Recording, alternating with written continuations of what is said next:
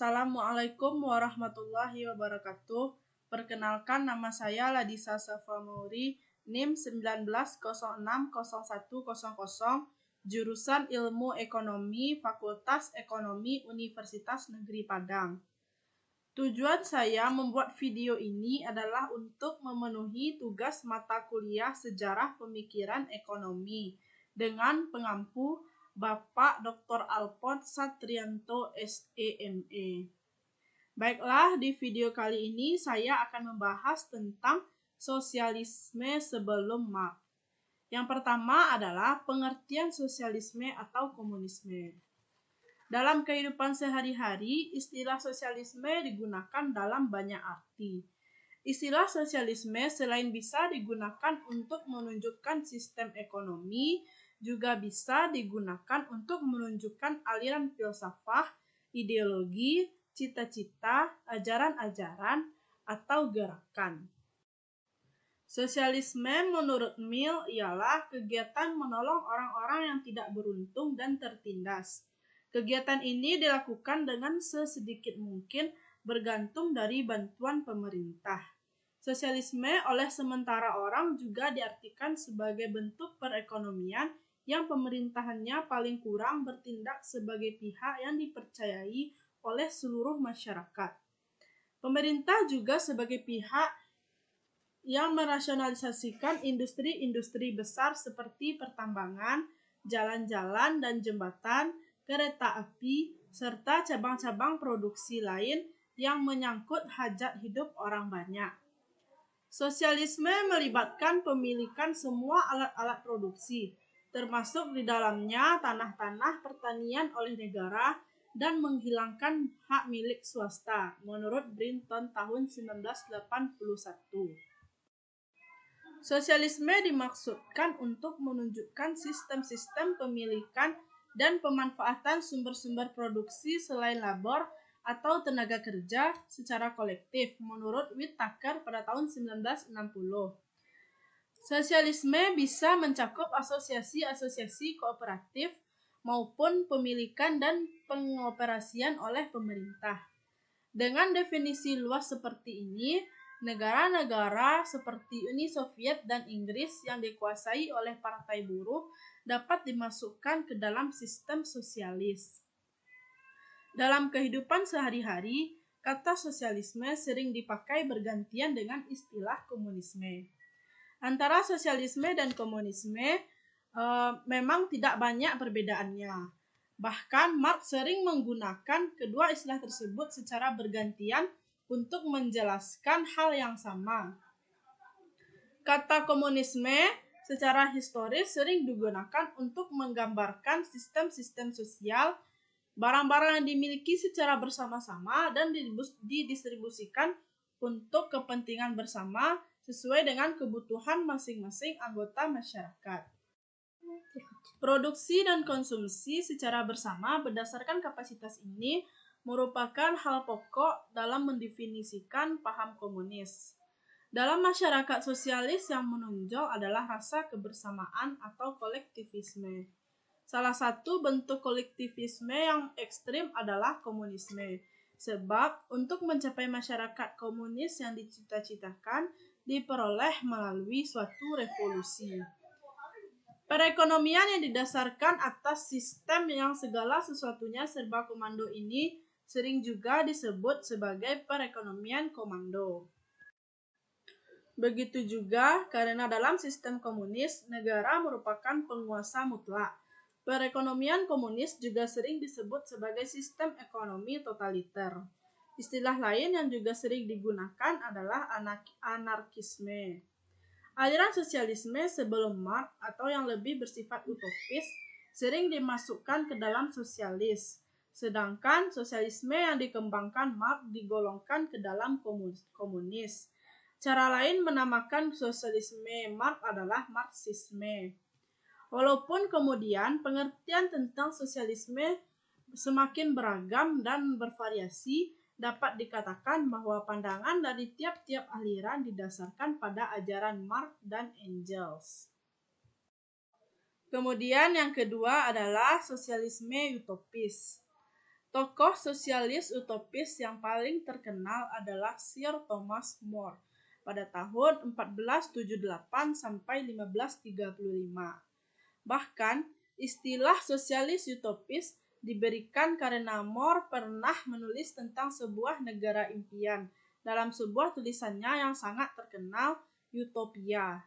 Dalam buku tersebut, More menjelaskan bahwa di sebuah pulau khayal bernama Utopia yang dapat juga ditafsirkan sebagai sebuah negara, semua milik merupakan milik bersama. Untuk menghasilkan barang-barang dan jasa, semua orang harus bekerja. Masyarakat dianjurkan untuk hidup sederhana. Orang tidak perlu bekerja mati-matian, melainkan cukup sekadar dapat memenuhi kebutuhan hidup dengan bekerja sekitar 6 jam per hari. Uang tidak diperlukan. Emas dan perak juga tidak diperlukan. Toleransi hidup bermasyarakat ditanamkan. Pemerintahan dijalankan secara demokratis, dan pimpinan untuk seumur hidup adalah merupakan hasil pilihan rakyat. Dari gambarannya tentang negara utopia, tidak sulit ditebak bahwa Thomas More juga dapat digolongkan sebagai penganut sosialisme atau komunisme. Tokoh utopis lain yaitu Francis Bacon mengarang sebuah buku dengan judul New Atlantis atau Nova Atlantis pada tahun 1629. James Harrington, seorang penganjur demokrasi politik, menerbitkan sebuah karangan dengan judul Oceana pada tahun 1656. Buku-buku yang sifatnya utopia tersebut banyak mempengaruhi pemikir-pemikir sosialis lain di kemudian hari. Misalnya, pandangan-pandangan Comte dan Saint-Simon pada tahun 1760 sampai 1825 jelas sangat dipengaruhi oleh Francis Bacon melalui bukunya New Atlantis. Ia merasa bahwa sistem produksi dalam suatu organisasi sosial sangat penting. Pada waktu itu sangat dikuasai oleh kaum feodal dan berjalan tanpa kontrol. Agar sistem produksi ini memberikan kesejahteraan yang sebesar-besarnya bagi masyarakat, Saint-Simon mengusulkan lembaga yang mampu melakukan pengawasan yang dipegang oleh suatu badan yang disebut industrial elite. Kemudian kita masuk kepada yang ketiga, yaitu sosialisme komunitas bersama. Tokoh-tokoh sosialis yang merealisasi cita-cita mereka dalam kenyataan diantaranya adalah Robert Owen pada tahun 1771 sampai 1858, Charles Fourier pada tahun 1772 sampai 1837, dan Louis Blanc pada tahun 1811 sampai 1882.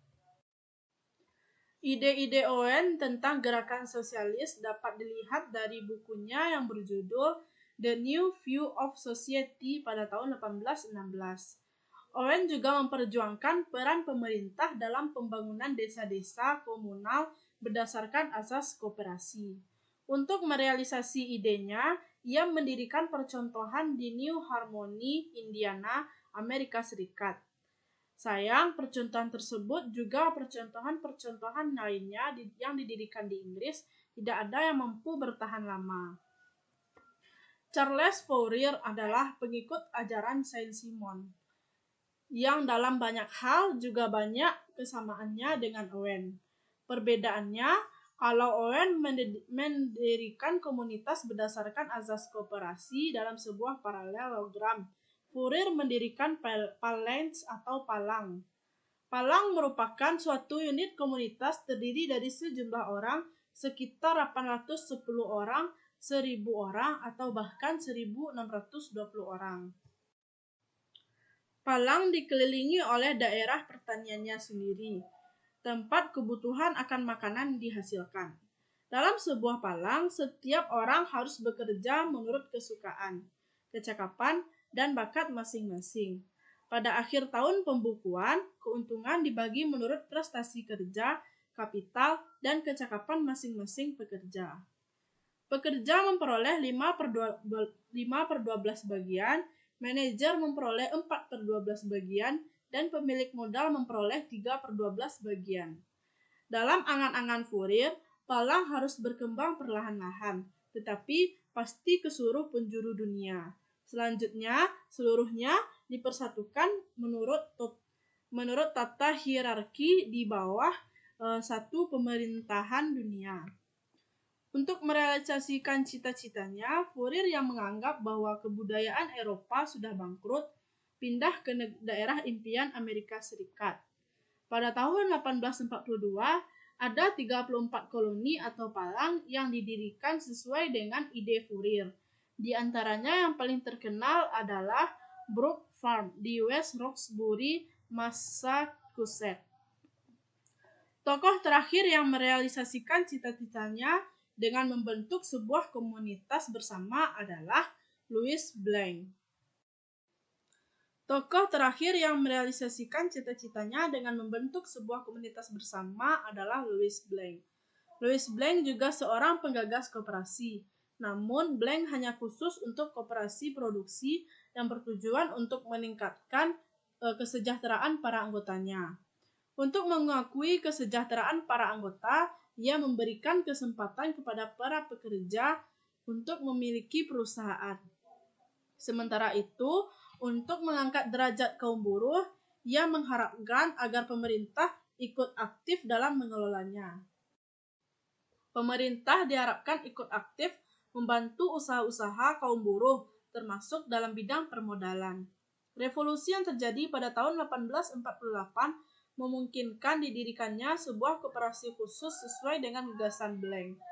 Akan tetapi, koperasi yang didirikan atas gagasan Louis Blanc tersebut dalam kenyataan tidak berhasil karena beberapa hal. Faktor-faktor itu antara lain karena oposisi dari beberapa kapitalis, karena kekurangan modal, tidak kuat mengikuti persaingan dalam sistem liberal kapitalis, serta kelemahan-kelemahan dalam pengelolaan. Sebagai penutup, dapat dikatakan bahwa ide-ide para pemikir sosialis seperti yang telah dijelaskan sebelumnya, kebanyakan masih bersifat utopis, bersifat angan-angan yang oleh Marx dinilai terlalu naif untuk diikuti. Idealisme mereka memang tinggi, tetapi secara teoritis praktis tidak bisa direalisasi. Kalaupun ada, kebanyakan segera layu sebelum berkembang.